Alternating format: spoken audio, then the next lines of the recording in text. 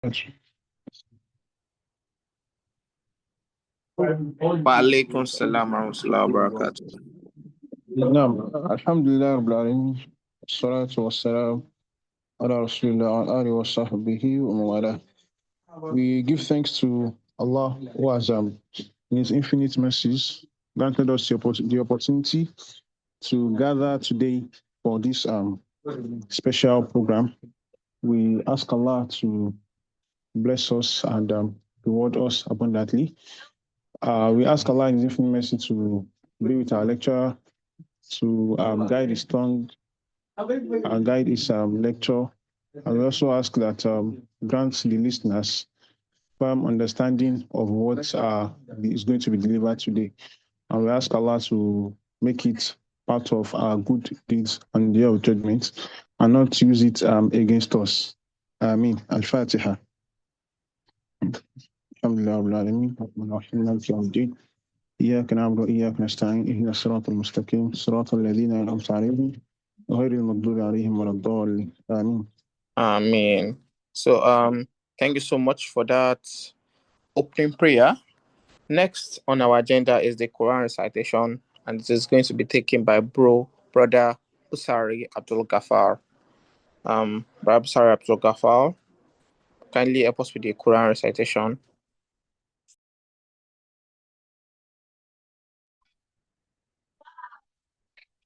أعوذ بالله من الشيطان الرجيم. بسم الله الرحمن الرحيم. ولقد أرسلنا نوحا إلى قومه إني لكم نذير مبين ألا تعبدوا إلا الله إني أخاف عليكم عذاب يوم أليم. فقال الملأ الذين كفروا من قومه ما نراك إلا بشرا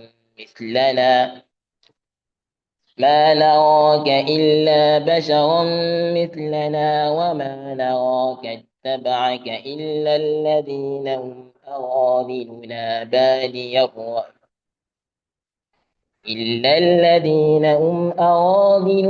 بادي الرأي وما نرى لكم علينا من فضل بل نظنكم كاذبين.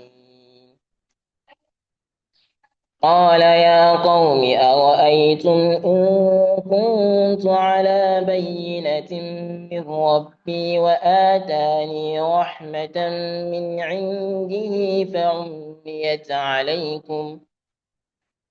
فعميت عليكم أنلزمكموها وأنتم لها كارهون.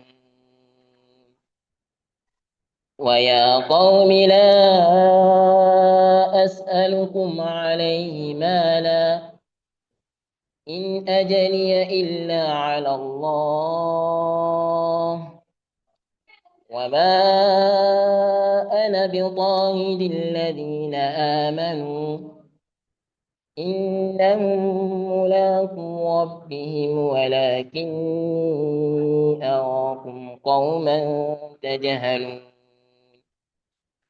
ويا قوم من ينصرني من الله إن طردتهم أفلا تذكرون. صدق الله العظيم. Jazakumullahu khairan for that wonderful recitation from the Holy Quran. The next on our agenda is going to be a welcome address by Engineer Ali Amin Saba. Is the president of the Lagos State University Muslim Nigerian Graduate Association. Engineer Ali Amin Saba, you have the floor. جزاكم الله خيرا. أعوذ بالله من الشيطان الرجيم. بسم الله الرحمن الرحيم. الحمد لله رب العالمين والصلاة والسلام على سيدنا مولانا محمد وعلى آله وصحبه وتابعين لهم بإحسان إلى يوم الدين. أيها الإخوة في الدين, السلام عليكم ورحمة الله وبركاته. We thank Allah subhanahu wa ta'ala for counting us among those that witness another edition of our relationship series. This series is tagged 3.0. So it reflects our commitment to strengthening our relationship, because among the greatest blessings of Allah is that He has created us in a way that we need to relate with ourselves, either as spouses, as families, as friends, as colleagues, or even within the wider community. Through this relationship, Islam taught us to build it on faith, on mutual respect, on compassion, on trust, on patience, on effective communication, and on taqwa. So through these sessions, the sessions we've had previously and these sessions, we are going to learn, we are going to reflect and equip ourselves with how to handle these relationships with the guidance of Allah subhanahu wa ta'ala. So I also want to encourage everyone and promise that today's edition is going to be another educative and enlightening one, like the ones we had previously. We have in-house today one of the foremost and top-notch Islamic scholars within our community, and that's Ustaz Abdul Kabir Al Asfar. May Allah subhanahu wa ta'ala prolong him for the Ummah and going to place his wisdom. So I also want to advise that we should all listen to this lecture with open minds, with sincere hearts, and with the intention of seeking beneficial knowledge. And that inshallah, we could draw to lie.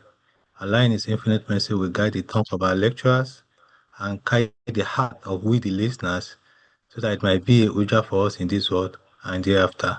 So on behalf of the committee that is organizing this program, on behalf of LASUMEGA, I want to say a big jazakumullah khairan, and I also want to say a big jazakumullah khairan to our lecturer for accepting our invitation, and also every participant that have joined this session to listen and learn from the wisdom of our lecturer today.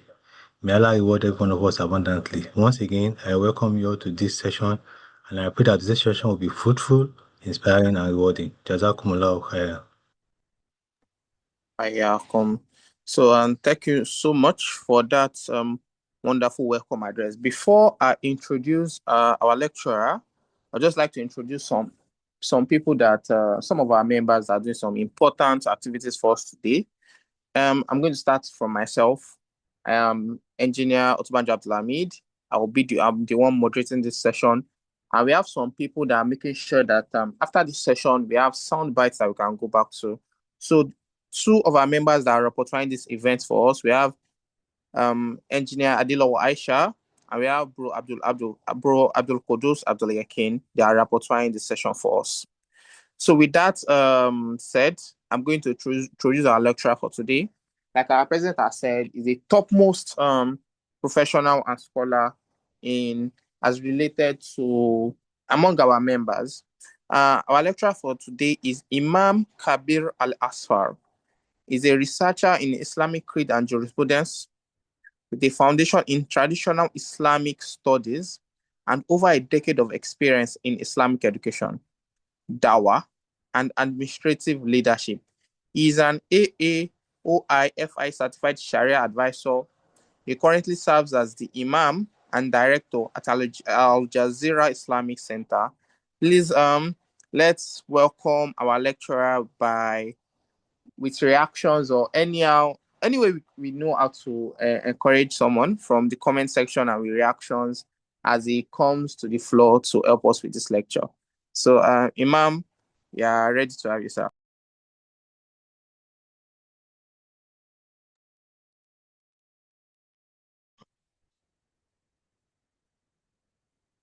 Assalamu alaikum wa rahmatullahi wa barakatuh. Wa alaikum assalam wa rahmatullahi wa barakatuh. Alhamdulillah wa salatu wa salam ala man la nabiyya ba'da. Muhammad bin Abdullah salawatu rabbina wa salamu alayhi wa ba'd. Having thanked Allah subhanahu wa ta'ala and send them his blessings on the noble soul of the Prophet Muhammad sallallahu alaihi wasallam, his household, his companions, and those who follow in his path. It's a pleasure to be here this afternoon with my brothers and sisters, learning from each other, reminding each other about the dictates of Allah subhanahu wa ta'ala and His Prophet on us as regarding our person, our relationship, our marriage, such that we would have the best of both worlds. So that we have a fulfilling marriage in this world and then also get the reward in full in the year after. May Allah subhanahu wa ta'ala make it that way. So I have about 10 points here that I want to talk about or that I will be going through on the topic from conflict to connection, strengthening marriages through Islamic guidance. And then from the way the topic is coined, you realize that you are speaking to a matured audience, an audience that has probably either tasted what marriage is or is on the verge of tasting what marriage is and understands that marriage is not fairy tale, that marriages contain conflicts. It's a possibility. There's a possible world where you have an ideal marriage where there is no dispute at all, but it's possible, but it's a rarity. There's always going to be conflict by the very nature of marriage in itself. You have two people of different gender coming from diverse backgrounds, coming to live together as husband and wife, and trying to raise children together. So it's not something that is going to be conflict free.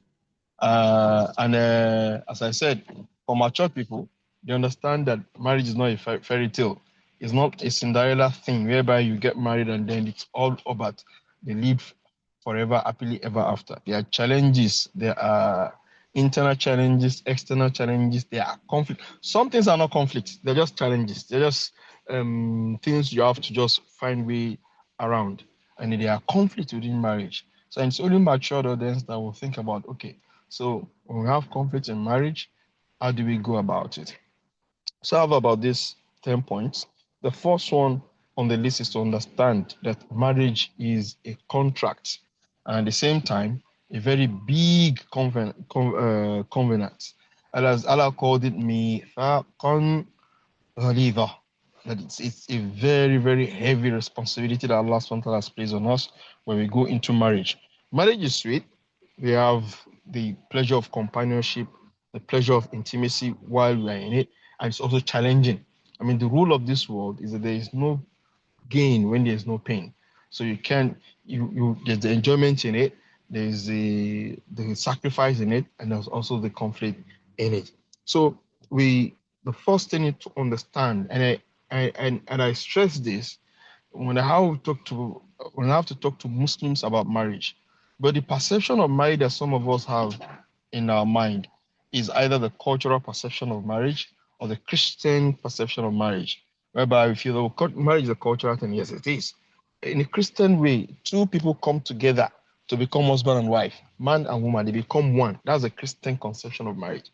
But because we live in a largely Christianized environment, because of the British colonialism, this perception is also some of us have imbibed, and we have expectations in line with this, right? So in Islam, marriage is a contract. That's why there's an act, which is the main source of the marriage in itself. The act is a contract that permits each gender to enjoy themselves intimately.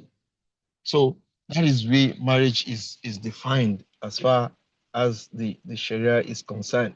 We have the act and we come to live together as husband and wife. And this contract would now confer on us, both the male and the female, certain rights and responsibilities that are binding not only in this world, but also in the hereafter. So in the hadith, Messenger said, "Istahlaltum furujahunna bikalimatillah," that you made marriage permissible. It became permissible for you to be able to be intimate with your wife or your spouse, as the case may be, because Allah subhanahu wa ta'ala's words, right? So this contract confers rights and responsibilities, obligations on us that we have to take cognizance of as Muslims. So having said this, we understand that, okay, what's the purpose of marriage? I mean, you can look at purpose from different angles, right?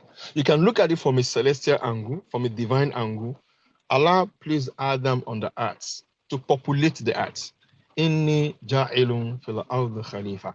Khalifa in that verse is not talking about people coming to represent Allah subhanahu wa ta'ala on earth. Rather, قوم يخلف بعضهم بعضا. It's talking about people who will come to replace themselves.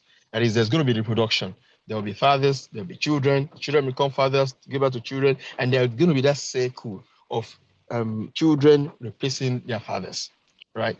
So, it's not allowed for us to just see somebody out there and get the person impregnated, and then we say the person is our husband or our wife, as the case may be. There has to be a channel, because if you just see somebody and you get the person pregnant, as it is obtained in the West, there has to be rights and responsibilities, right? If the fact that you want to be intimate with somebody should confer rights and responsibilities on you as an individual. So that is why, as far as Allah is concerned, He legislated marriage, right, from that uniquely celestial angle, so that we'll be able to replicate ourselves on earth, and then the children we're going to be replicating would have a responsible upbringing, so that they would also be responsible individuals to the community, or in the community as the case may be. Now, from the human angle, right, there has to be also a purpose, right? Allah subhanahu wa ta'ala made it such that even with the pains of marriage, we would naturally want to get married. Rarely would you see an average normal individual who would not also want to get married, particularly when time comes. Because if there is no gain in it, right, human beings will not venture into it. But normally that is how we are. So from our own human angle, marriage has that purpose of us living together in tranquility. A verse that is almost universally cited when it comes to nikah, Allah says in Surah Al-Rum, I think that is Quran chapter 30, Allah says, وَمِنْ آيَاتِهِ أَنْ خَلَقَ لَكُمْ مِنْ أَنفُسِكُمْ أَزْوَاجًا لِتَسْكُنُوا إِلَيْهَا وَجَعَلَ بَيْنَكُمْ مَوَدَّةً وَرَحْمَةً. That is, from the side of Allah subhanahu wa ta'ala, He created spouses for us, companions for us. لِتَسْكُنُوا إِلَيْهَا, so that we find tranquility in, and a place between you, love and mercy. So easily you can infer the foundations and purpose of marriage in that verse: tranquility, love, and mercy. All these three ingredients must be there, right? We should love ourselves to be able to live as husband and wife, right? We love our parents, we love our fathers, our mothers, our children, but we're not going to be intimate with any one of them, right? The only person we're going to be intimate with is going to be our husband or our wife. So marriage is a unique relationship. When you think about it deeply, you realize that it's a unique and complex relationship. Somebody that you've not met from Adam, and is going to be the closest person to you, the father of your children, the mother of your children. So at the same time, it's going to be built on tranquility and love and mercy. Conflict is natural, right? It's a natural thing by virtue of us being human beings, by virtue of the world we live in. So we do not allow conflict to destroy this sacred matrimony, this what Allah called me, right? In the Prophet's household, there was also conflict, right? I remembered when I talked about the fact that we shouldn't enter marriage with a mindset that will give us a false idea of what marriage is all about. I was at a study circle, and as I finished, a brother approached me and said, "Well, I don't want to ask my question whereas you were talking earlier on because it was public. So I've got this issue." I said, "Okay, what's the issue?" So he said, "I've got two wives." I said, "Okay, mashallah." And he said, "But the problem I have with them, the both of them are very religious people, right?" I think he mentioned that they were even using the cup. And said, "But the problem I have with them is that they don't like themselves. They're always in competition. They envy themselves. They are jealous about themselves. They compete amongst themselves." I could read the worry in his eyes, in his face. After he said all of this, I thought he was going to say something, very, very terrible that you were doing. So when he said it, I looked at him and said, "Well, all what you have mentioned is natural. And he looked at me in amazement. I would say it's natural. So in the household of the Prophet ﷺ, we had two camps. We had the Aisha camp, we had the Zainab bint Jash camp, right? So, I mean, that was how it was. But there were people who were pro Aisha and there were people who were pro Zainab bint Jash, right? And there was rivalry, there was competition amongst them. So some of these things, I mean, we married human beings. We didn't marry angels, right? So conflict is natural. Now it's now the management of that conflict, the frequency of the conflict, and our ability to survive the conflict that is most important. We don't want to annihilate all type of conflict. Then we become robots without feelings, without passions, right? So the idea is not to eliminate conflict. The idea is to manage conflict and even use it as a source of making the marriage healthier and stronger. So healthy disagreements even strengthen marriage because we are like the two ants that has to watch each other to make each other clean.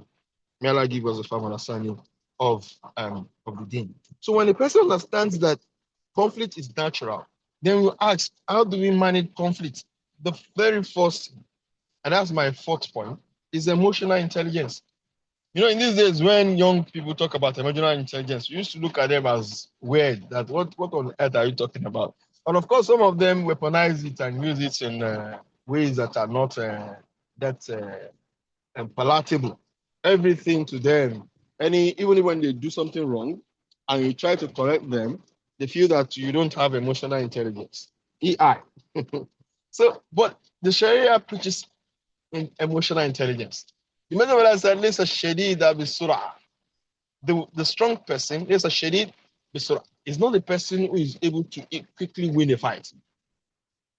But the shadid, the one who is strong, is the one who is patient, who is able to الذي يملك نفسه عند الغضب أو كما قال لأبي وأمي صلوات ربنا وسلامه عليه.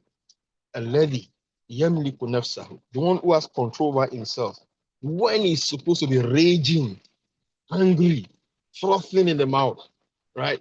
So the strong person is the one who has that type of control on his, and that is exactly what emotional intelligence is all about. It's not something esoteric floating above our head in a platonic realm or something. It's just how to be able to be self-aware and to control your emotions, right? Your passion when the time comes. That's what emotional intelligence is all about, right? So one must be able to regulate your anger. One must be able to listen, right? When couples come to me that they have a conflict, I used to tell, particularly the woman, I say, look, sister, go and talk to your husband first. And a sister once told me that, well, the reason why they came to you is because they couldn't talk to each other. And I replied, I said, no, because when people are in conflict, they don't talk, they fight, right? They yell, they shout, they keep malice, they don't talk. Some people would not even talk to their spouse, right, at all. Talking calmly is very, very therapeutic. If you are not married to a sociopath or a psychopath, or the conflict hasn't reached a point that it becomes unmanageable, nearly all marital conflict can be resolved by merely discussing amongst ourselves, right? So the point at which somebody we've lived with for a long time, we're supposed to have studied this individual and know that, okay, at this point in time, this person will actually listen to me. I particularly tell women, as I said, this is a mature audience I'm talking about. I tell women that, look, see, talk to your husband after sex. One of the period that the man will listen to you with rapt attention is after sex, right? And it's not that, because men naturally it's part and parcel of men to be aggressive. That is where we are a bit.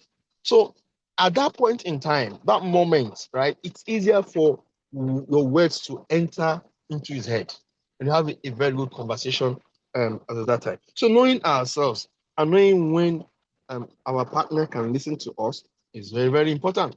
So also for men, you don't correct a woman when at the heat of the moment, somebody is doing something wrong and you want to correct that person there and there, because naturally as human beings, we will be on the defensive, right?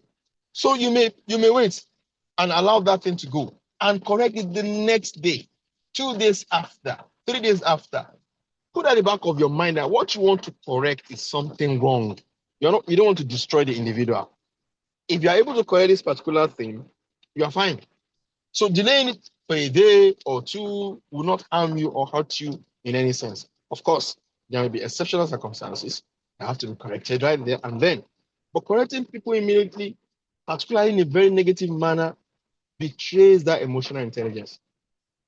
We will be aware of Aisha Radhala Anha breaking the plate of one of the co-wives who brought food into the home. So, I mean, the Prophet Islam is insan kamil. He knew what Aisha was doing, that she wanted to prevent him from eating that food. So he went ahead and ate the food and said, there's barakah even in that food. You will replace the plate. He was not saying, are you mad? Can't you see why you bring plate? The way a lot of men would have reacted. It was in public, right? Some of us will flare up in public and attack the other one without putting due consideration to the environment we are in. If you attack the person in public, naturally the person wants to defend himself or herself, right? May Allah give us a fair understanding.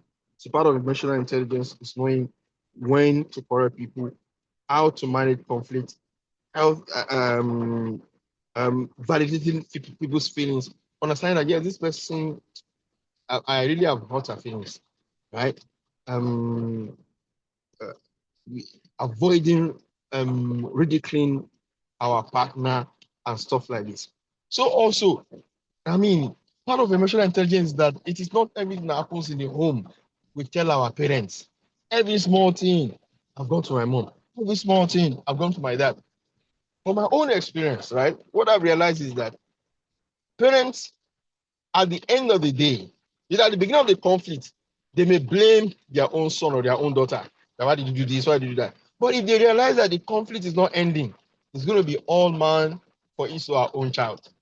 They will defend their daughter, even if they know that their daughter was the one that is wrong.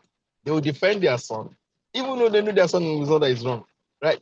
So oftentimes, a third party who is matured, intelligent, and sensible may be the option, particularly when the conflict is eating up. So knowing that not everything you take to your family is part and parcel of emotional intelligence, we should be able to forgive. Allah subhanahu wa ta'ala praised forgiveness. Al-kadhimin al-ghayb wal-afina anin nas. Those who swallow their anger and those who overlook the shortcomings. You cannot go and open a diary and start listing everything your husband has done. Dear diary, my husband said I have a big get today. Dear diary, my husband said that there's too much salt in the soup today. And there are men like this also. Some men will sit down with their wives and they'll be citing dates and months and year. On October the 15th, 1996, you did this. Yeah. It's not a courtroom, right? If we cannot forgive ourselves, if you cannot, of course, there are things that are not forgivable, right? There are things that there are red lines they should not be forgiven. But all others that don't reach that level, we should be able to forgive and overlook and not make it an issue that is unresolvable. Number 7, our rights should be balanced. Number 6, we should have personal run. We should think good of each other. We should not expect that this person is going to misbehave. This guy is going to betray me. That's how she's been doing. That's how he's been doing. Right? It ties to the issue of forgiveness. We should think good of each other if we want the marriage to last. Right? So, I don't know. We may have on the call people who believe that yes, I must know what my wife is discussing on her phone. And then wives also believe that no, I must know who my husband is discussing. We search our spouse's phone, and then we want to look at every conversation. Yeah, say personally, right? I believe it's haram. Personally, I know that there are other views out there, but personally, I believe it is haram to install a recording device on your wife's phone or your husband's phone, or to be checking her phone or checking his phone as for both couples, because Allah says, "Wala tajassasu." And this verse is not restricted by spousal rights and responsibility until and unless we have substantial reason to do so. If our wives are receiving calls that they are hiding from us, right?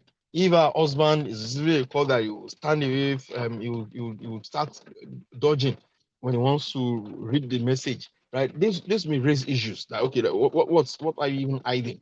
But in the case that we are not hiding anything, do not spy on one another is general, right? So having known is part and parcel of what tajassus, right? All the rules we need in the Sharia, Allah has laid it down in the Quran. Relationship, and what to do, what not to do, not mock each other, not give each other bad names. لا يسخر قوم من قوم عسى يكونوا خيرا منهم ولا تنابزوا بالألقاب ولا all those instructions in Hujurat, right? They're there for us to be able to live together amicably. Because the moment you start to have negative thought about people, you will destroy them, right? Allah assist us. Number 7, rights should be balanced with responsibility. As I said, the act confers rights and responsibility on us. At base, those our relations based on right and responsibility. But we don't want our marriage to be based solely on right and responsibility, because it means that we are in a robotic marriage. If it's about what's my right, I mean, when are you supposed to give me money for food? What are we supposed to? It becomes a problem. It becomes a tally of what have you done, what have you not done. Marriage is at bay. We are supposed to deal with ourselves in marriage on the scale of benevolence, mawaddah wa rahmah. Right? That was why the Ministry of Allah will feel it very easy to be in the service of his household. Right? Kind of a mihnati alihi. He will make the sheep, sew his own clothing, and not just sit down and boss around the woman. Hey, you go do this, hey, you go do that. And he was someone that was married to multiple women, right? That love and mercy. He gave us an example when Aisha was telling him about Abu Zar'i. And then Zar'i was saying in that narration that my husband spoiled me. Right? She didn't say that categorically, but that was what she was saying in summary to her fellow women. She said, I don't do any work. I have a maid that serves me. By the way, in classical fiqh, a lot of the jurists will say that you should get a maid for your wife. That's by the way, anyway. So I have a maid that will serve me. My ears were heavy with gold. That was how the Messenger of Allah dealt with his spouses, right? So one must be able to balance right with responsibility. Even when Allah was saying that the men are in charge of the women, الرجال قوامون على النساء, it was explicitly بما فضل الله بعضهم على بعض وبما أنفقوا من أموالهم, because they are the one that is spending, they're the one that is housing the. We have ridiculous argument from the Muslim community these days. Well, anyway, some of them are, well, if I'm even saying that, hey, why should men have, because the man is the one bearing the full responsibility. Is the one that rents the house, is the one that puts food on the table, is the one that closes the house, is the one. It's a legal obligation on the man to clothe his wife, to feed his wife, as far as time is concerned. It is not when it comes to secular law, right? So it is not when it comes to that feeding, clothing. Women have a lot of savings. If I used to tell people that a responsible man should expect his wife to be richer than him, because she won't be spending her own money. She will be saving and doing stuff. But you have the burden of Adam to go out there, provide food, water, shelter for your household. So that's why right must be balanced. It must be balanced by responsibility. How can a woman expect a man to go out in Lagos State, for God's sake? You go out in the morning facing island traffic. I live on the island, so let me use that as an example. And you come back late at night, and then you say, "Where's the food?" And your wife tells you that, well, Imam Shafi said that it is the husband that should even cook. That it's not my responsibility to cook for my husband. No, this won't work. I mean, if Shafi is in the Arab world or in the Western world with thrive, it will not work in Nigeria, right? Right? I mean, you will be even if you are the owner of your car, when you come back home facing the traffic, facing this thing, you become sore. And then your wife is telling you that no, it's not my right. No, Mr. Mrs., it is your responsibility to do the household chores. The Malikiya say that.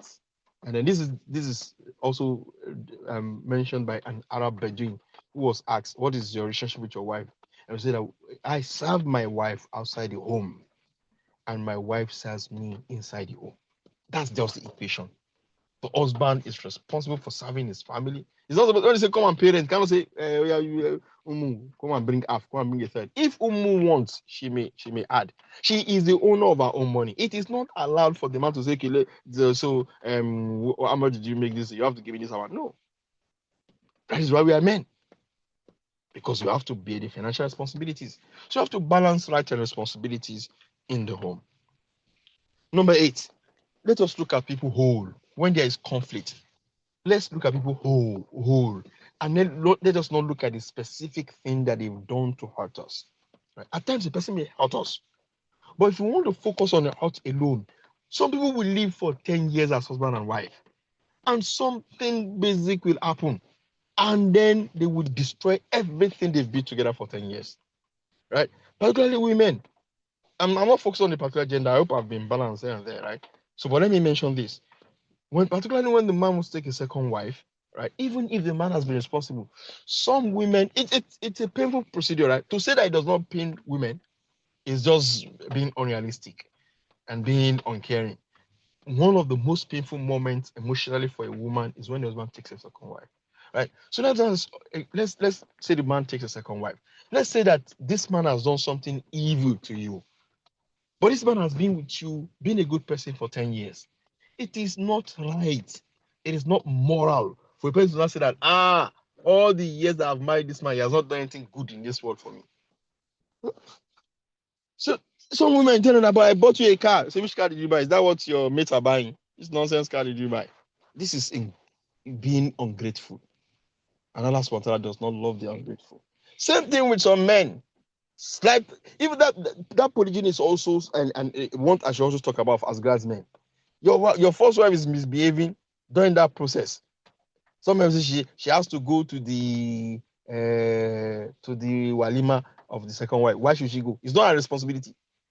And some will want to force it. Some people want to force their wives to live together in the same home. You can't force that. And when one of the wives rejects that, she's being evil, and you will destroy the sacrifice that she has done for you.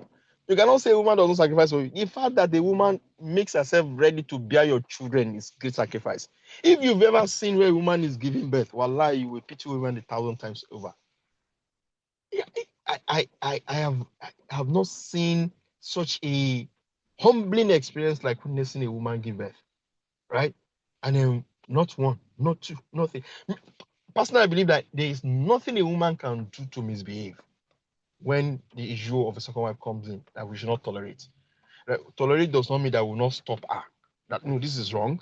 No, you cannot do this. No, even if she misbehaved up to the point that she leave the home, when she settles and we'll go back and bring her. Because we have both sacrificed so much between ourselves. Allah says, don't forget, don't focus on the small slight hurt that the person has done, and then you destroy every other thing, right? Even for somebody who's not our wife or our husband, they can't be 100% evil. Even Shaitan is not 100% evil, right? So may Allah SWT assist us. We look at people as a whole, not the thing they just done that has been hurtful to us. There may be a need for a third party.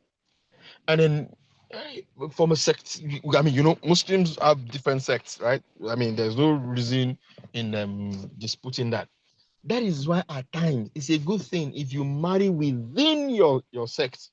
Because I'm saying this generally, right? Because I have where I belong to, right? So it's a better thing, right? If you marry within your organization, within your sect, within people who share the same ideal as you.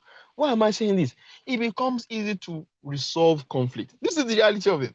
Yeah, Muslims are supposed to be one, we're supposed to be united, but the fact of the matter is that we have different affiliations, right? So if you marry somebody outside your affiliation and there's a conflict that needs a third party, there will be a problem, right? So currently I work for should I call it fintech? A fintech app that deals with marriages. It's an international, but they have just started, right? And at times you get, I get to deal with people, Pakistanis. The last I dealt with was an African man and a woman from Asia, right? A woman became Muslim and they had these issues. Now, why am I saying this? Because the two of them decided that, okay, let's speak to somebody and it's online, right? It's very easy. Ordinarily, if it is one of the spouses that comes to me, the question I will ask is this: does your spouse believe in whatever I will say? Because if he or she does not believe in what I will say, it's a waste of time. So if we have a third party that both of us, husband and wife, trust, is always an added advantage. If you are sincere, this is our sheikh, this is our mulana, this is our muqaddam, this is our mudir, this is our amir, this is our sheikh islam, that we mutually agree is our guide and we trust, then that person should be able to tell us that, I know, you are the one that is right in this. Abu is wrong. Abu, you are the one that is right. Is wrong. Apologize. Right? Then it becomes easy. So there is a moment that we need a third party. Right? Saying that no third party absolutely may be a very, very wrong move, particularly when the party is hurting. You are hurting the party. I am saying that he must not talk or she must not talk, as the case may be. She will talk now. And it's better she talks to somebody that can talk to the both of you rather than going from pillar to post and talking to every sister on the internet, right? May Allah assist us. And then the final point is that marriage is a journey, a personal journey, and also a journey with our partner. We are in it for the long run. Marriage is not an experiment. Gen Z people deal with marriage as if it's a football match. If it doesn't to me, I'll just leave the marriage and I'll go. He has given me PTSD. He has given me emotional damage, trauma. All those big words. He's a narcissist. He's a sociopath and all those things that they will be talking about, right? So, we need to understand that when we go into marriage, it's for permanence. The hadith of Muzar that I mentioned, after Aisha told the Messenger of Allah everything, he now said, I don't like a Abi Dharr. I'm going to be to you like Abu Dhar. I'm going to spoil you, give you love. But I will not do what Abu Dhar did to Zari, which was divorce. When we enter marriage, we are in there for the long run. It's not a partial love. It's not dating. We are there forever with the mindset that we will continue in the hereafter. That is the way marriage is supposed to be. And we see it as a personal journey, how to improve ourselves, how to improve our spouses, and how to allow this to reflect on our children so that we give birth to healthy children. Marriages that are traumatic, problematic, gives birth to children who are also likely to have traumatic marriages.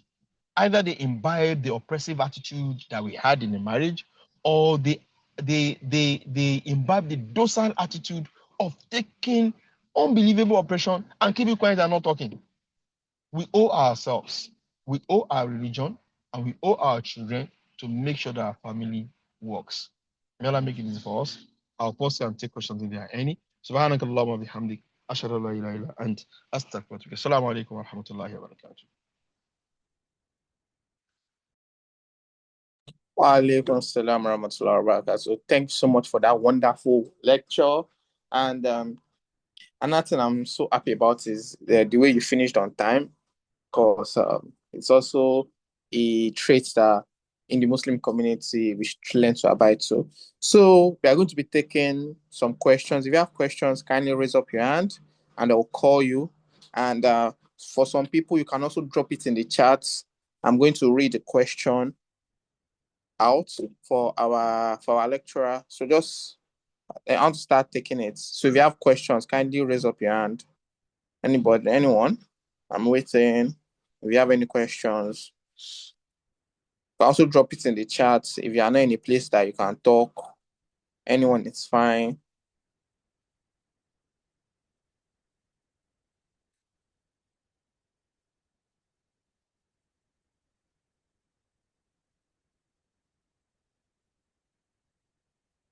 So while we are waiting for people to ask questions, maybe I should just lead and ask a question.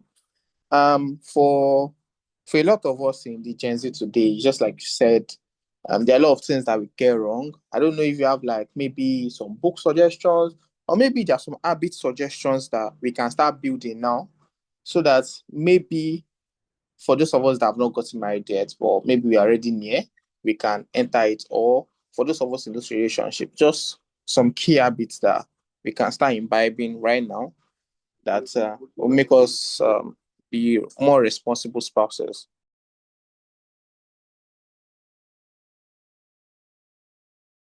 Now, as regards that, Bismillah, alhamdulillah, basically, I think that one major thing we need to do is to become more self-aware. What are our where do we feel that we are lacking as regards livability? Let me use that word again. Livability. What I mean by livability is me living with the other person. If I should be able to sit down. Baril insana ala nafsihi basira. Walau alqaba adhira. Yes, we'll be able to apprehend where we have shortcomings, right? So we assess ourselves and look at what are those habits I think that may be difficult if somebody is living with me or if I'm living with somebody, right? Then we'll try as much as possible. Am I proud? Am I impatient? Do I have anger management issues? Right? Then we'll look for ways of fighting this particular bad habit, right?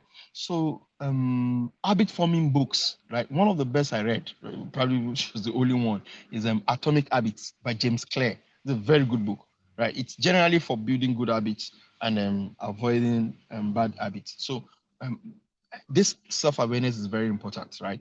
That's on the part of our behavior. Secondly, also, we should take time to read the rules and regulation of marriages, rights and responsibilities of spouses, and also we should, if we can't access it ourselves, we should look for somebody who is matured, elderly, and moderate. These things I'm saying are very important. Matured. You don't want to be listening to marital advice of people who are immature because marriage is something that has to do with experience, right? Elderly, because old age is usually an indicator of experience, and moderate. Some people have had a bad upbringing, right? Maybe something that predisposes them to hating on men or hating on women, and they bring their baggage into the text, and then they would use this to interpret the text. The text is very, very very clear on some of these issues. So if we can find a way of going through the text ourselves, rules and regulation, rights and responsibility on the spouse, rights and responsibility on the husband, mutual rights and responsibility is also part and parcel of our self-awareness. So if there's anything I'm going to emphasize, it's going to be self-awareness, being conscious of who we are, being conscious of the other party, and always looking for ways to improve ourselves. Allah. All right, thank you so much for that. Next question we have here is it okay to walk away when the argument is heated, or it is better to talk through it immediately? That's the next question we have here. Mashallah, that's a very beautiful question. Please walk away. And then before walking away, have a discussion. I mean, it's part of what we should discuss between ourselves as spouses. That talking stage that usually feel with I love you and all those things there. We should have real conversations. One of those conversations is that how do we handle conflicts? When I'm angry, what should I do? Right? So the best thing in a conflict is to walk away when the argument is heated. Right?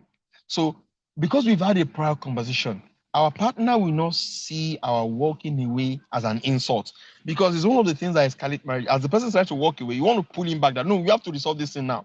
But if you have had that prior agreement that look, when there's a conference is heated, let us just mutually walk away, or I walk away, then we'll come back hours later, a day later, and have that discussion. So I would seriously advise walking away when the argument becomes very heated.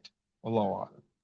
All right, thank you so much for that particular answer. So the next question I'm going to ask, there are some questions related to it, so I'm just going to read everything at once. So the question is, inviting a third party when there's conflict, at what point can or should one invite a third party?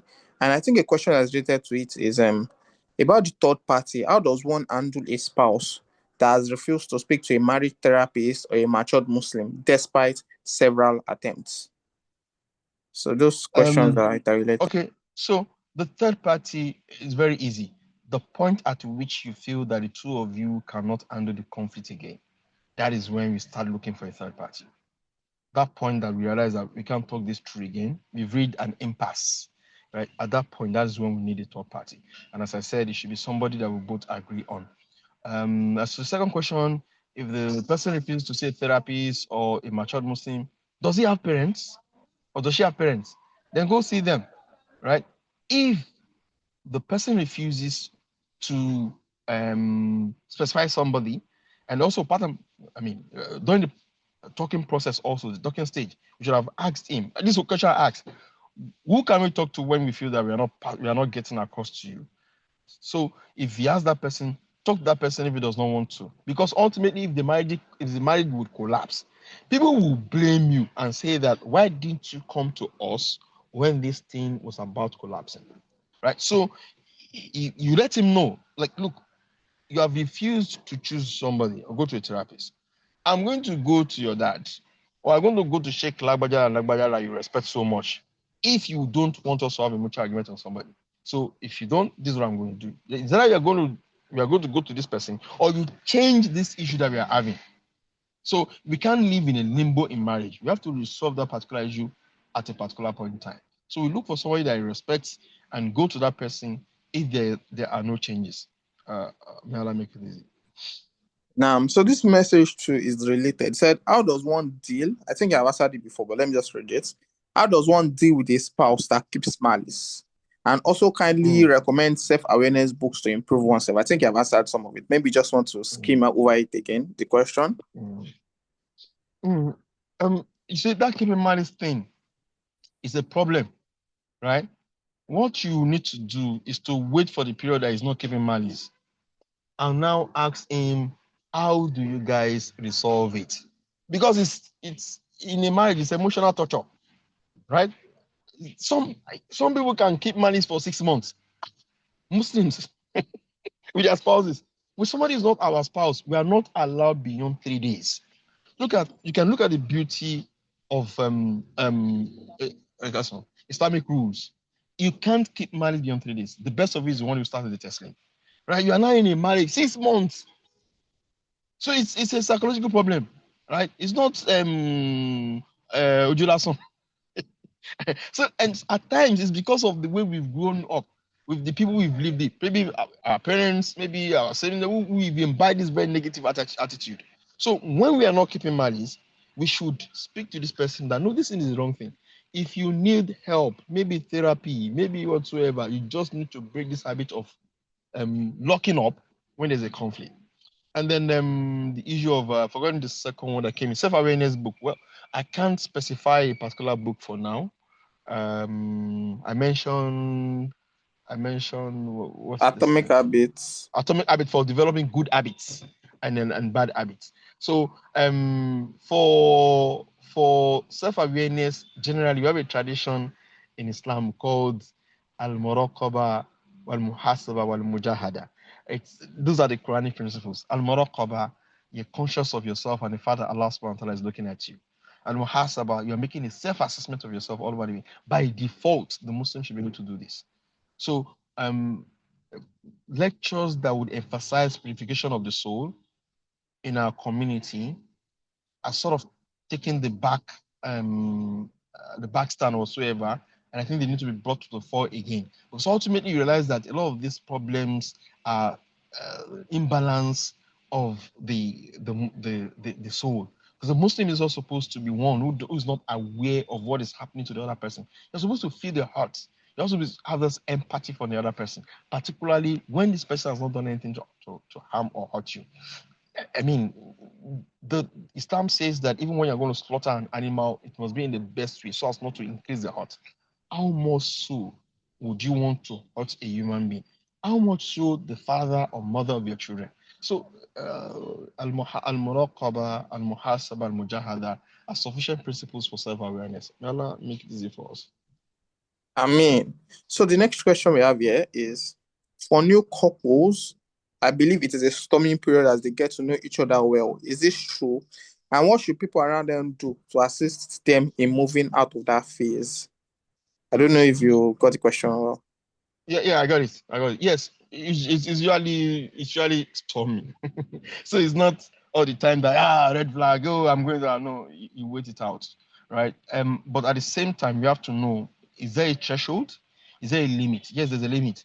If in the first days of your marriage, your husband is hitting you or your wife is beating you, I don't know, people don't believe that women beat men.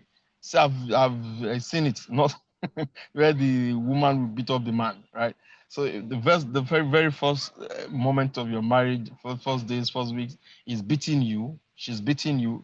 That one is not the turbulence of the beginnings of marriage. That one is a serious problem, right? There has to be addressed there and then. Maybe people would just go their separate ways, right? So there's will be a threshold. Same thing, infidelity. You can't be married to somebody and then realize that this guy has been sleeping around, he's still sleeping around. Alaikum salam. Those are major red lines that nobody's allowed to trespass. Or you realize that your husband or your wife has Ifa in his bedroom. So those ones are non-negotiable. But misunderstandings, you didn't do this well, you did, those ones are fairly normal. You're going to acclimatize to one another, so you don't blow it out of proportion. So communication between two of you is very very key. So also asking people who are around you guys is also not that you'll be reporting, I did this. Asking them, is this normal in a marriage, without you necessarily showing that it's you that is involved. It gives you an opportunity to understand that yes, the early days of marriage can be stormy. Now, All right, before I go to the next question, I think there's somebody's hand that is raised up. And the person asks the question he wants to ask before I ask the questions are here.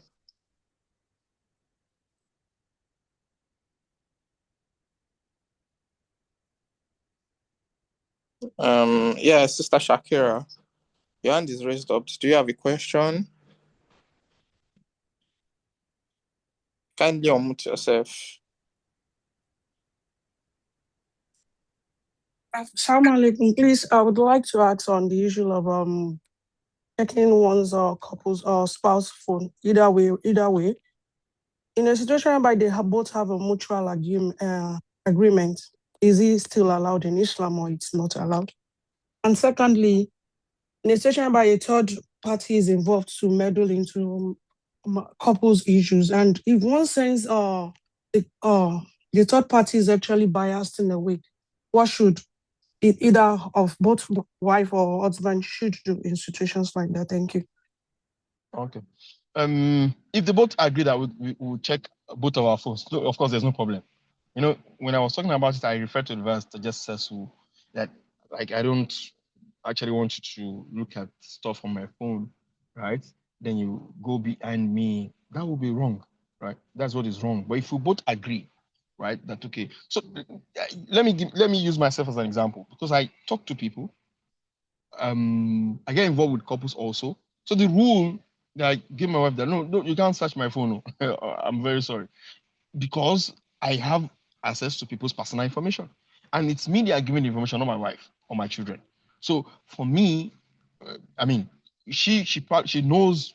I don't even have a password. I stopped password and stuff because my children will know everything. So I just have a pattern to open my phone. Right, the instructions that don't touch this thing because it's private. So you may have that type of agreement. And in some instances, it may become compulsory on either of the spouses to check on their phones. Why am I talking about this? At times, people would have addictions to pornography. And then if you are fighting an addiction, you need what is called an accountability partner. Somebody is going to be your check, right? So at that point in time, you will need somebody to be looking at your phone, right? So depending on the agreement and our circumstances, it can be blatantly permissible. But we don't just go ahead and start spying on people. Who did she discuss with? I don't even understand. I don't even think that we can successfully monitor somebody who wants to hide stuff from us in a marriage. So I think I answered the question. And then it's shown whereby we think that the third party is biased. Yeah, this always happens, right? Whereby couples believe that the third party is biased. Then we should look for another one, right? You know, the way the Quran even puts it, though at that time it has become delicate.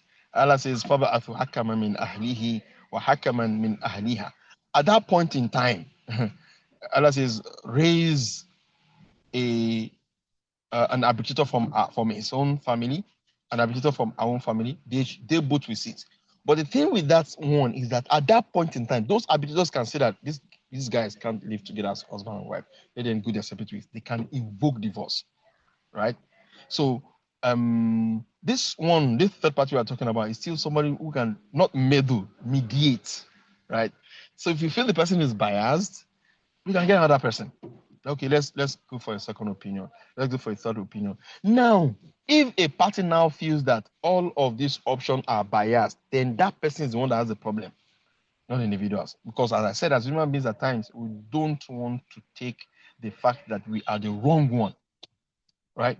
So for human beings, we always feel that no, they misunderstood me, they misinterpreted me, that wasn't what I intended. So if we cannot find somebody who is unbiased in the first person that we both agree on, second person that we both agree on, third person that we both agree on, then we should understand that we are the one that has the problem, not those ones who are meant to be arbitrators between us. Wallahu a'lam. All right, thank you so much. So the next question here is there a proof that when a man wants to get another wife, he should ensure that he gives his first wife whatever she wants and requests for? And let me just add another question so you can just answer both together. What is your advice about social media dating apps for matchmaking? Okay, so is there a proof that says you should give? There's no such proof. But of course, because you want to make your family work and you want to make your home work, you may ask her what she wants. It's just to make her close. Because when you want to take a second wife, women go through a lot of stuff. You're gonna be like, oh, he doesn't like me again. Oh, have I lost my beauty? Have I lost my appeal? You have to make her comfortable. It's one of the problem that some of us men make and feel that, well, it's in the Quran, it's allowed physical as no, we are human beings, we're not robots. Yes, it's there, but it's not an easy thing, right? May Allah assist us. So if giving her something that she wants to make things easy for her, yes, you should do that. But it's not that it's something written down somewhere that ya ladina amanu idha kuntum turiduna an tazawwaju thaniya fa'tuha ma sha'at. There's no verse or hadith like that. Wallahu a'lam. Social media dating apps. Well, personally, I may be wrong. I think that matchmaking apps, not dating apps, matchmaking apps are the future of marriages, right? I mean, my experience, others may have a different experience. I think that the marriage market is so polarized that at times we may need to go into, and people have migrated far and wide now. There are people, Jackpot syndrome, people in the UK, people in the US. So with these matchmaking apps, it brings us closer and gives us a greater field of selecting spouses in the marital market. However, who are those handling it? Also, because we connect doesn't mean we should not do investigation or further investigation about our prospective spouses. We met in the matchmaking app. Hey, that's just the beginning, right? You still need to investigate who he is, who she is, right? So I think that a lot of marriages in the future, if things does not change, is going to be through these matchmaking apps. We just need more trustworthy people to handle them, and then also do our due diligence. I hope I've answered what the questioner intended. Allah. All right, so we're just going to take maybe two more questions. So the question here is, what if the only person you can report him to is dead and the moms and siblings are supporting his bad behavior? And somebody also messaged something here that how can a wife manage a husband that has no alafisun? So another person here just wrote as a suggestion, I think we need to emphasize the importance of pre and post marital counseling. Okay, so the marriage counseling thing, like this one is like a premarital counseling. So yes, it should be emphasized. It's just like a third party thing that some men are still, how do I put it? They are still very, very. I don't want to use the negative term. They're still very cultural. That no, I don't want marriage counseling. There's nothing wrong in it, right? You just want to sit down with somebody. If somebody, your wife, you love your wife, or somebody who's an independent person to make an assessment of the two of you and give you a honest assessment that okay, each of you can go ahead, advise you. Just make sure that the person is mature, sensible, and is actually qualified to do the counseling. There's nothing magic in it. So I also think that it should be encouraged. Pre, post marital counseling is important. If we don't have anybody to report your husband to or your wife to, you should not have married him in the first instance. Lone wolves are most likely to misbehave. Somebody comes to you and says that in all our area there is no sheikh who's upright. It's a red flag.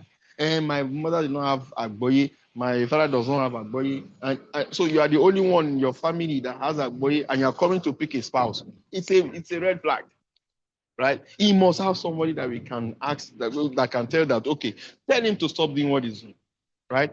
So you shouldn't marry somebody like that. Now, that would lead me to the first question. What if the person he had has now died? Now, that's a different scenario, because it is true. At the beginning of our marriage, we may have a lot of people that we can see that this guy is misbehaving. Help talk to him. Help talk to her. Those people may die. Even people we respected as Messiah may also die. At that point in time, there's a conflict. Who do we go to, right? So this is very hypothetical. We can say that, well, we'll still live in an environment where there are still people we can trust. If there are still people like that, yes, that is if reporting him to himself has failed, we can still go to people like this. If none of this is existence, then the Sharia court remains the only place. You know, one of the things that we don't realize, in our environment is that Muslims are not supposed to exist in isolation of a supervising religious authority, right? But that's where we found ourselves. So if there is none amongst our immediate members, whether in the religious community, in our family community, that can talk to our husband again, and the Sharia court may remain the only option. May Allah subhanahu wa ta'ala make things easy for us. Allahu Akbar.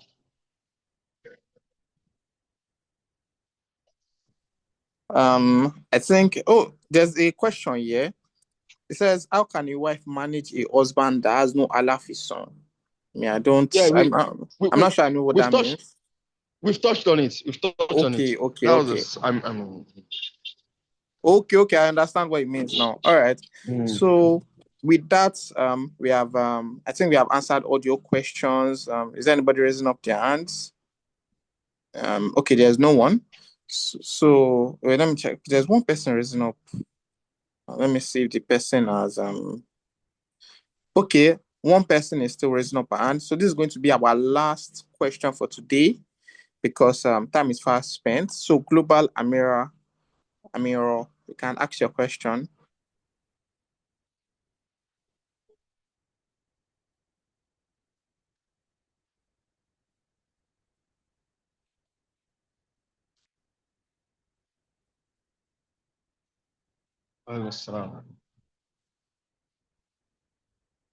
Can you try to unmute now?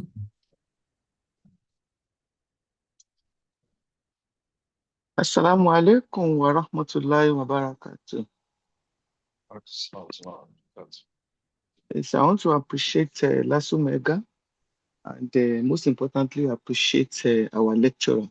I pray Almighty Allah will count this amongst those good deeds that will be recorded for you, that will be worthy of Allah's reward here and in the afterlife. My take is this. Number one is that when he was giving the lecture, he mentioned that after sex, men tend to be attentive. In some cases, after sex, the man is so relaxed that the next minute is snoring. So whatever you are saying is just, you are just talking to yourself. So I think it is important for the couple to study themselves and find a very conducive time to talk together. May Allah ease our affairs.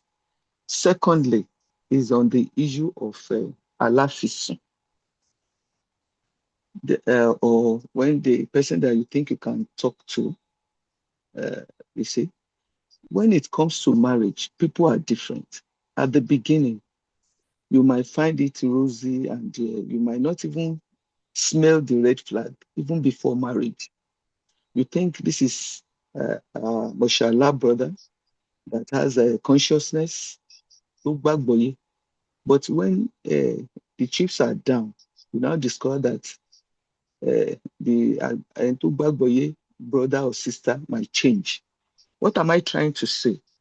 Is that there has been cases that the man will say that once you report me, he knows he's doing something bad, but he will tell you once it goes out of this house, the marriage, that is the end of the marriage. You must not talk to anybody. But if that person is saying it inside the marriage, if it is before, yes, you can say, well, I want to opt out. But when that person is saying it inside the marriage, it becomes difficult for the partner. So I want us to look critically into this. The bottom line is that what training are we giving our men, especially? We burden our girls. And you must do this, you must not do this, this is how to behave, this is how to do this is how to. But we leave our men. And that is why I want to go along the line with the lecturer that some men will tell you they are mashallah brothers. But when it comes to issues of marriage, they don't want to go to a counselor. They feel they know everything. The person that is talking with you now is a marriage counselor. She's a coach. And I will tell you that we have had cases of couples coming. And the brother we have the God to tell us that you don't have you don't have anything to tell me. I know everything. You don't. It's because they said I should just come. So that kind of a person, and this is a marriage that is just few weeks away. We now tell the sister to opt out. The last but not the least is that I want us to encourage our girls to be empowered. Some brothers will tell their graduate sisters that, don't worry, I can provide everything. And because of love and everything, the lady will relax. Once the lady relaxes, time is going. After 3 children, that is when the man will now say, yes, it is time for me to do sunnah. I want to get another woman. When he gets another woman, probably the lady has been taking, the man has been giving 20 naira to the lady. Immediately after the second wife comes, he will now tell her that, sorry, I don't have more than 5 naira with 3 children. Now, this lady has spent 10 good years not working, no experience. If she now goes out looking for a job, how do you think it will be easy for her? So please, it is important that we should tell our ladies, our girls, that you, on no circumstance, you say you are not going to work. You must definitely work. You must definitely work so that you can earn the halal way. I am so happy with the lecturer that he said that under normal circumstances, it is the wife that should be richer than the man for a responsible man. But in most cases, you find the other way around. Because by the time the man is depriving the woman and the home and the children are there, as a mother, you want to say, let me put in my whatever I can do. And this gets exploited in some cases. May Almighty Allah ease our affairs. May Almighty Allah bless our homes. May Almighty Allah give us His consciousness. Kọ́lọ́run kó jọ̀ọ́ kó bàbàrà rẹ̀ lọ́kàn wa, kó jẹ́ káyé yẹpẹrẹ níwájú wa, so that we can submit totally to Him and do everything according to His will. May Almighty Allah bless every one of us and forgive our shortcomings. Jazakumullahu khairan for this opportunity. Subhanakallahumma wa bihamdik. Ashhadu an la ilaha illa anta astaghfiruka wa atubu ilayk. Assalamu alaikum wa rahmatullahi wa barakatuh. Wa alaikum assalam wa rahmatullahi wa barakatuh. Yeah, so time is fast spent, but this person really wants this question answered. So this is the last question. So our lecturer is just going to take this and is also going to comment on what our mother has said so far. So this person's question is, how can someone manage a husband that is strong-headed and is not making the wife to not always want to engage in sexual activity with him? The love has drastically reduced, but she doesn't want to show it. So can our lecturer just take this question and also comment on what the former speaker said? So basically, marital questions of this nature are delicate. What is he doing that's making her not want to be intimate with him? Is he emotionally abusing her? Is he not putting her in the mood. What are those things? So, given it's a public forum, I mean, she may not be able to spell those things out. So basically, we need to identify that and then address that. But what we should address more is the strong-headedness, right? I think that a man who does not listen should not be married to. Yeah, men should have a bit of stubbornness and then being strong-willed is part and parcel of what makes a man a man. But there must always be ultimately a time that you have to listen to others. One who fights without a boundary, one who has nobody listens to, should not be married in the first place. Now, if you're married to this person, you have to, as I said, look for a way to address this issue, right? Look for people he would listen to address what the issue is, and find a way to, if you can't resolve it totally, reduce it to a point whereby it can be managed, and then you will not only be in a difficult situation. So, that's what I'm making it first. As to what our mother said, yes, I agree. And I think it's changing. Men are also focused on now. The reason why I think a lot of us focus on, well, I realize that if you have a man and a woman of same age, say 18, when you talk to them, you realize that the girl has a broader view of what she wants in a marriage than the man, right? So I think that also this focus is also shifting on men, empowerment, marital discussions are being more publicly discussed and focused on a general audience than it was a woman thing. You have to do this, you have to do this. Men also are learning their responsibilities. As to the woman working, particularly this part of the world, yeah, I want to agree. I may not be as passionate as she is, right? But a woman should have something that brings in something at the end of the day. It may even be the man investing for her, right? It doesn't mean she has to completely go out of the home to go compete with men out there, right?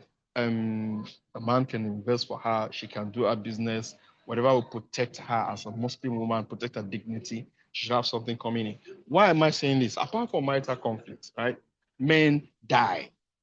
And you cannot imagine what our sisters go through as they try to navigate what happens after the husband has died or after they are divorced. So yes, I think that we have to put all of this into focus as we navigate a secular world that has Muslims who want to fulfill their religious obligation and also have a good life. May Allah make it easy for us. Amin, Jazakumullah khairan. So we have come to the Q&A session. Thanks so much for everyone so far for the questions, and I want to also thank our lecturer so much. So we are going to be moving on to the next agenda, which is the vote of thanks by Engineer Ibrahim Idowu, who is also our General Secretary at the Lagos State University Muslim Nigerian Graduate Association. He's going to be taking the vote of thanks for us. Jazakumullah khairan to our lecturer on behalf of the governing council and the entire members of LASUMEGA. We sincerely appreciate you, sir. Thank you for honoring this call. And I mean, it's been a very, very good conversation here. I mean, one that will go a long way in fostering relationship amongst our members and other people who are on this call. We really, really appreciate this. And we hope that some other time when we call, I mean, which you've always been doing, you also, I mean, as our call, we also want to thank our mother, Global Amira, who also shared our own, our own advice. I mean, that was also on point, right? And we appreciate you much. Also considering the fact that, I mean, you were the first person to join this call, and I was wondering whom the person was. We really appreciate you once again. And thank you to everyone who's attended this call. Thank you for contributing to the success. And we pray to Allah subhanahu wa ta'ala to grant us abundant grace and the ability to put some of the things, if not everything that we have heard on this call, to practice. Jazakumullah khairan. Assalamu alaikum wa rahmatullah. Wa alaikum salam wa rahmatullahi wa barakatuh. So I'm going to be calling on Brother Ashiru Abibullah to give us the closing dua.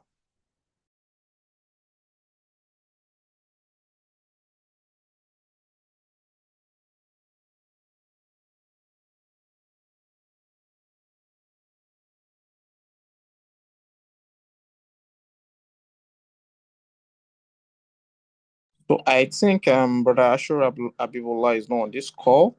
So I'm going to Yeah, be he's on the calling. call. He's on the call. Okay.